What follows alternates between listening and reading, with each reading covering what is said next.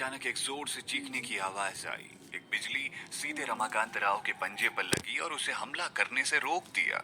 शिरीन चौंक गई, लेकिन वो टेलीपोर्ट करने के लिए इस अवसर का इस्तेमाल कर चुकी थी। आखिरकार उसे जहर दिया गया था और उसके शरीर को गंभीर रूप से जकड़ लिया गया था। यहाँ तक कि अगर वो टेलीपोर्ट कर पाती है तो वो बहुत दूर नहीं जा सकती थी। केवल कुछ ही मीटर तक ही वो टेलीपोर्ट कर पाई। जब वो फिर से दिखाई दी तो वो लड़खड़ा कर लगभग जमीन पर गिर गई। शिरीन, एक व्यक्ति उसके पास आया और उसे पकड़ लिया। ये वो परिचित जड़ी बूटियों की खुशबू थी और वही परिचित आवाज थी और वही परिचित चेहरा था। शिरीन पूरी तरह से कड़क हो गई। वो बड़े मौर्य संत जी थे। उन्होंने उसे अपनी मजबूत और गर्म बाहों में पकड़ रखा था। शिरीन अचानक जोर से संघर्ष करने लगी। मुझे जाने दो, छोड़ो मुझे। जहर इस हद तक मजबूत था कि उसकी जीभ सुन्न हो गई थी। मत करो ऐसा, शांत रहो, तुम्हें जहर दिया गया है। बड़े मौर्य संत जी ने उसके मुंह में एक गोली डाल दी। इसे निगल लो। शिरीन उसकी दी दवा खाने को तैयार ही नहीं थी। उसके दिल में यह आदमी जहरीली लाशों से भी बदतर था। वो उसका फायदा उठाने यहाँ आए थे। अगर वो जहरीली लाशों के पंजों के नीचे मर गई होती तो कम से कम उसकी आत्मा बरकरार तो रह सकती थी ना, और वो अभी भी पुनर्जन्म ले सकती थी। हालांकि अगर उसकी मृत्यु बड़े मौर्य संत जी के हाथों होती है तो शायद उसकी आत्मा अब और पुनर्जन्म नहीं ले पाएगी। उसने तुरंत अपने मुंह से गोली को थूक दिया। गोली बाहर निकली और जमीन पर लुढ़क गई, जिसे उसके बगल में लेटे बड़े मसल ने गिरा हुआ देख लिया। बड़ा मसल भी जहर से ग्रस्त था और किनारे पर अपना खोल हिला रहा था। वो उस गोली को सूंघने लगा और उसने तुरंत अपना खोल खोल लिया। खोल के अंदर पीला छोटा बच्चा तुरंत उस गोली को निगल गया। सब कुछ बहुत जल्दी जल्दी में हुआ, बस कुछ सेकंड में ही। बड़े मौर्य संत जी को ये उम्मीद नहीं थी कि वो गोली को बाहर निकाल देगी और इसे बड़े मसल द्वारा खा लिया जाएगा। वो एक पल के लिए हैरान रह गई। जैसे ही शिरीन ने देखा कि बड़े मसल ने गोली को खा लिया है तो वो उसे रोकने की कोशिश करने के लिए तेजी से उसकी ओर लुढ़क गई। ये जहरीला है, इसे बाहर थूक दो, इसे मत खाओ। बड़े मौर्य संत जी का चेहरा पीला पड़ गया। उन्होंने उसे वापस नीचे दबाया, जबकि उसकी आंखों में दुख था। वो हंसे और फिर से एक गोली उसके मुंह में डाल दी, लेकिन इस बार उसे गोली बाहर थूकने से रोकने के लिए उन्होंने इस बार उसके गले को थपथपाया ताकि वो गोली उसके पेट में जा सके। शिरीन, अगर आप इसे फिर से थूक कर बाहर निकालती हैं तो मैं तुम्हारे पेट में गोली पिघलने तक कुंभ लूंगा। वो अचानक शिरीन के चेहरे के करीब आ गए और उनके होठ शिरीन के होठों के ठीक बगल में थे। वो वास्तव में एक बहुत ही खतरनाक दूरी थी। शुरू में तो बड़े मौर्य संत जी सिर्फ उसे डराने के लिए सब कह रहे थे, लेकिन जब वो वास्तव में उसके पास आ गए तो उसके सुंदर होठों को करीब से देखा और वो पूरी तरह से उसे चूमने का मन बना चुके थे। हालांकि शिरीन की अभिव्यक्ति बदल गई और उसका चेहरा दूसरी ओर मुड़ गया था। उसकी आंखों में वो स्पष्ट रूप से घृणा और क्रोध देख सकते थे और उसकी आंखों में गुस्सा था। जब उन्होंने उसकी अभिव्यक्ति देखी तो बड़े मौर्य संत जी दंग रह गए। मुफा जोर से चिल्लाया। लड़ाई के दौरान हवा मारक जहर के कारण नीचे गिर गया था और केवल मुफा और दो जहरीली लाशें ही वहां खड़ी थी। उससे कोई फर्क नहीं पड़ता कि मुफा कितना भी मजबूत था। ये दो जहरीली लाशों के खिलाफ नहीं लड़ सकता था, जिन्हें मारा ही नहीं जा सकता था, क्योंकि एक स्तराट आध्यात्मिक शक्ति वाला जानवर था। फिर भी अभी सिर्फ एक नवजात शिशु था और इसे बहुत अधिक मुकाबले का अनुभव नहीं था। यहाँ तक कि जब शिरीन ने लड़ने के लिए अपनी सारी ताकत और रणनीति का इस्तेमाल किया तो भी वो इनके खिलाफ टिक नहीं पाई थी। हराना तो दूर की बात है, जो शिरीन नहीं कर पाई वो मुफा कैसे करेगा। जब छोटा मुफा लगभग उनके द्वारा मारा जा चुका था तो वो उत्सुकता से फुसफुसा रहा था। हालांकि शिरीन चिंतित थी। वो फिर भी कुछ नहीं कर सकती थी क्योंकि उसका शरीर जहर के कारण पूरी तरह से जकड़ा जा चुका था।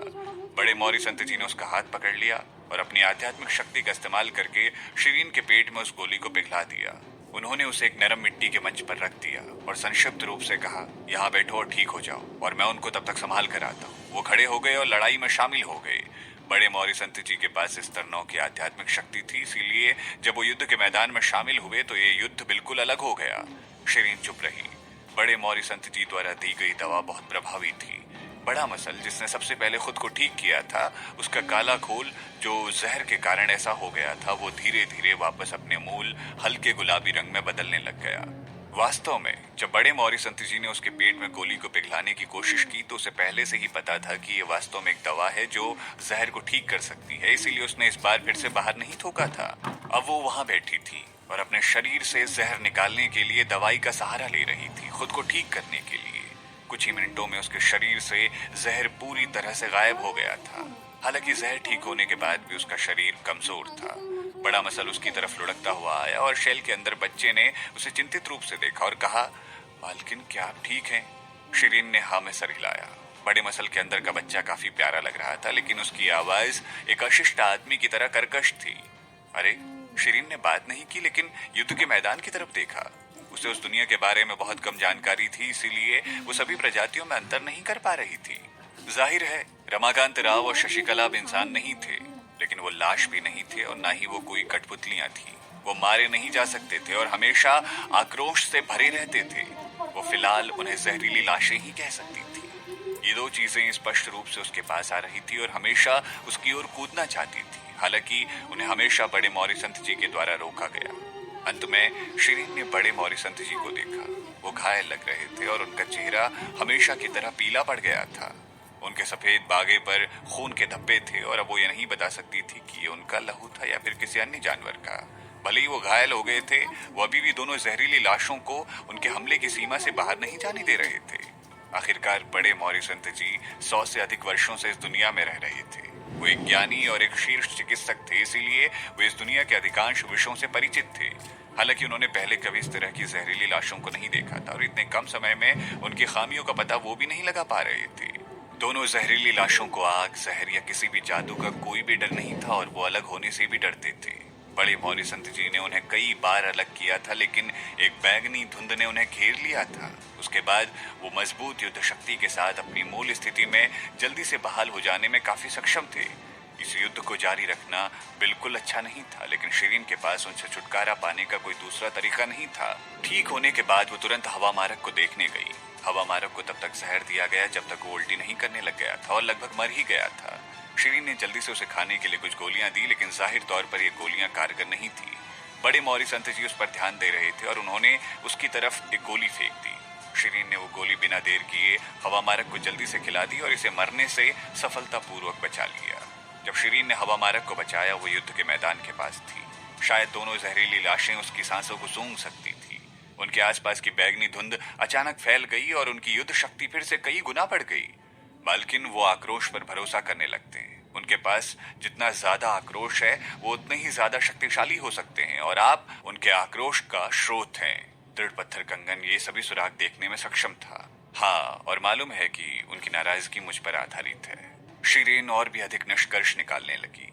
अभी अभी जब उसे जहर दिया गया था, तब दोनों लाशों की नाराजगी जाहिर तौर पर कम हो गई थी और उनकी हरकतें बहुत धीमी हो गई थी। हालांकि जैसे ही वो फिर से खड़ी हुई थी, उनका आक्रोश तुरंत और अधिक शक्तिशाली हो गया था।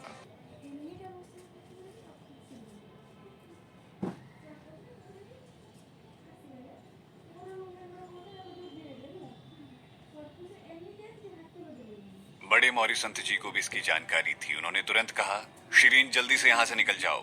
शिरीन ने ज्यादा कुछ नहीं कहा और ना ही सोचा। उसने बड़े मसल को उठाया और हवा मारक की पीठ पर चढ़ गई। उसने अपना शरीर नीचे किया और उसके कान में कुछ फुसफुसाया।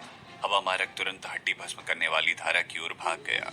जैसा कि दोनों जहरीली लाशों को पता चल गया था कि शिरीन भाग रही है, वो जोर से दहाड़ने लगे और उसकी दिशा में भागने लगे। हालांकि वो बड़े मौर्य संत जी द्वारा रोक दिए गए थे और वो उसके पास नहीं जा सके थे। यहाँ शिरीन ने पीछे मुड़कर बिल्कुल नहीं देखा। जब हवा मारक चल रहा था तो शिरीन ने जल्दी से अपनी टेलीपोर्टेशन तकनीक का इस्तेमाल किया। जब वो फिर से प्रकट हुई तो वो पहले से ही नदी के किनारे की विपरीत तरफ पहुंच चुकी थी। फिर वो हवा मारक पर सवार होकर जंगल की ओर बढ़ी और अंत में गायब हो गई। पूरी प्रक्रिया के दौरान उसने फिर दोबारा मुड़कर पीछे नहीं देखा था। बड़े मौर्य संत जी पीले पड़ चुके थे और उनके पतले होंठ अपना रंग खो चुके थे। उन्होंने याद किया कि अतीत में जब वो एक साथ किसी रोमांचक काम पर जाते थे या फिर कोई मुश्किल अनुभव करते थे, तब तो दोनों एक साथ सभी कठिनाइयों का सामना करते थे। जितनी खतरनाक स्थिति होती थी, उतना ही वो छोड़ने को तैयार नहीं होती थी। यदि वो उसे निर्देश देता था तो भी वो उसे अकेला नहीं छोड़ती थी, भले ही फिर उसे उस घटना के बाद सजा ही क्यों न दे दी जाए। लेकिन वो उसे छोड़ने के बजाय उसे सजा लेना ज्यादा पसंद करती थी। उस समय उसकी पसंदीदा बोली थी, आप या तो मुझे मार सकते हैं या पहले की तरह छोड़कर जा सकते हैं। वो गुस्से में थे, लेकिन कुछ कर नहीं पा रहे थे। वो समय जब वो उसके साथ एक कार्य को अंजाम दे रही थी, जब तक कि उसने उसे जाने के लिए नहीं कहा। वो बहुत समझदार थी और हमेशा उसका सहयोग करती थी, पर अब वो कुछ समय के लिए अनुपस्थित हो चुकी थी और उसकी बांह गलती से जहरीले नाखूनों द्वारा काट दी गई थी। सौभाग्य से बड़े मौर्य संत जी ने पहले से ही एंटीबायोटिक ले ली थी, इसीलिए वो जहरीले नाखूनों से आहत नहीं हो रही थी। लेकिन केवल एक पल के लिए उनकी बाजू कठोर हो गई थी। हालांकि इस छोटे से पल ने लगभग उनकी जान ले ली थी। उनका सर लगभग शशिकला के पंजे से टकरा गया था। वो मुश्किल से हमले से बच पाए थे, लेकिन उसने उनके कंधे पर चोट मार दी थी। शशिकला के नुकीले नाखून उनके कंधे पे दब गए थे और लगभग उनकी हड्डी को फाड़कर अंदर चले गए थे। वो थोड़ा लड़खड़ाए और उनका चेहरा बहुत पीला पड़ गया था क्योंकि वो घायल हो गए थे। उन्होंने अपने दांतों को थोड़ा सा दबाया और अपने कंधे से शशिकला के पंजे को निकाला। हालांकि उनके शरीर में जहर पहले से ही काम करना शुरू कर चुका था, इसीलिए उनके पैर अब तक अकड़ना शुरू हो गए थे। अब वो जमीन पर झुक रहे थे और उनसे खड़ा हुआ नहीं जा रहा था। रमाकांत राव की आंखें लाल थी और उन्होंने अपने पंजे बड़े मौर्य संत जी के सर की तरफ बढ़ा दिए। बड़े मौर्य संत जी उनके पास आ रही खूनी गंध को सूंघ सकते थे ताकि वो जल्दी से उस हमले को चकमा दे सकें, और तुरंत रमाकांत राव की बाह काटने के लिए उन्होंने अपनी तलवार चलाई। हालांकि वो बहुत अधिक घायल हो चुके थे, इसलिए उनकी आध्यात्मिक शक्ति पूरी तरह से अपना काम नहीं कर पा रही थी और तलवार हाथ को नहीं बल्कि सिर्फ त्वचा को ही छू पाई थी। इसके बजाय रमाकांत राव से निकले खून ने बड़े मौर्य संत जी के शरीर पर छींटे मार दी। जिस हाथ को नहीं काटा गया था वो बड़े मौर्य संत जी के सर को पकड़ने की कोशिश कर रहा था और बड़े मौर्य संत जी के पास अब उसे चकमा देने के लिए पर्याप्त ऊर्जा नहीं थी। तभी एक बिजली दिखाई दी और बड़े मौर्य संत जी को अवरुद्ध कर दिया गया। रमाकांत राव के काले नाखून बिजली की रोशनी में खोदे गए थे और तेज आवाज निकली। बड़े मौर्य संत जी जो पहले से ही आधे अधूरे थे, अब उन्होंने उस बिजली को देखा तो वो अचानक जाग गए और उन्होंने अपना सर पीछे कर लिया। उन्होंने देखा कि शिरीन ने वापस टेलीपोर्ट कर लिया था और बिजली उसकी तलवार से आई थी। शिरीन, वो मिश्रित भावनाओं के साथ उसे देख रहे थे। वो रोना भी चाहते थे और उत्साहित भी हो चुके थे। शिरीन ने उनकी तरफ नहीं देखा, लेकिन वो गायब हो गई। वो दोबारा दिखाई दी और फिर गायब हो गई। वो दोनों जहरीली लाशें उसके पास आ रही थी, इसीलिए जब वो वापस आई तो उन्होंने अपना लक्ष्य फिर से उसकी तरफ स्थानांतरित कर दिया। बड़े मौर्य संत जी अब अस्थायी रूप से सुरक्षित थे। वो उठे और जमीन पर बैठ गए। उन्होंने तुरंत एंटीडोट लिया और थोड़ी देर बाद उनके शरीर में जहर जल्दी से ठीक हो गया। वो जल्दी से कूद गए और फिर से लड़ाई में शामिल हो गए। वो अतीत में बहुत अच्छी तरह से समन्वित होते थे जब वो युद्ध में शिरीन के सहयोग के साथ लड़ाई करते थे। हालांकि वो उस दिन एक आधुनिक हथियार का उपयोग कर रहे थे, लेकिन अभी वो आध्यात्मिक शक्तियों का उपयोग कर रहे थे। शिरीन ने जिस विधि का उपयोग किया वो भगवान जी द्वारा दी गई पुस्तकों से आया था, जबकि बड़े मौर्य संत जी जिस पद्धति का उपयोग कर रहे थे वो स्वर्ग का उपहार था। शिरीन के लिए आग और हवा तत्व उसके आध्यात्मिक शक्ति का प्रमुख हिस्सा था। हवा वाला दोनों में से मुख्य तत्व था। दूसरी ओर बड़े मौर्य संत जी ने अपनी आध्यात्मिक शक्ति में लकड़ी और अग्नि तत्व को मुख्य बनाया था। हालांकि उनमें अग्नि तत्व कमजोर नहीं था। वो पहली बार था जब दोनों ने मिलकर दुश्मन के खिलाफ लड़ाई लड़ी। तब सबसे पहले वो अभी अच्छी तरह से समन्वित नहीं हो पा रहे थे। हालांकि जैसे जैसे समय बीतता गया दोनों ने एक दूसरे की रणनीति की बुनियाद समझ विकसित कर ली। इसीलिए अवचेतन रूप से उन्होंने एक दूसरे के साथ समन्वय करके एक दूसरे की शक्ति के साथ खेलना शुरू कर दिया। बड़े मौर्य संत जी ने अपनी आध्यात्मिक शक्ति को मुख्य तत्व के रूप में आग लगाने के लिए तैयार किया और शिरीन ने अपनी पवन ऊर्जा का उपयोग करके आग को तेज करने में मदद की। उसने तुरंत कई बार आग की शक्ति को तेज कर दिया। बड़े मौर्य संत जी द्वारा प्रज्वलित अग्नि कोई साधारण अग्नि नहीं थी, बल्कि आध्यात्मिक शक्ति से शुरू हुई अग्नि थी। जब ये शिरीन की पवन ऊर्जा द्वारा तेज कर दी गई थी तो आग बहुत शक्तिशाली और आध्यात्मिक आग बन गई थी। दोनों जहरीली लाशें साधारण आग से नहीं डरती थी, लेकिन ये आध्यात्मिक आग थी। इस आग से वो अवरुद्ध होने पर शिरीन के करीब जाने में असमर्थ थे। शिरीन और बड़े मौर्य संत जी अंत में थोड़ा आराम कर सकते थे। तुम वापस क्यों आई हो? बड़े मौर्य संत जी ये सवाल करने से खुद को रोक नहीं पाए थे और इसीलिए उन्होंने लड़ाई के दौरान शिरीन से सवाल पूछ लिया।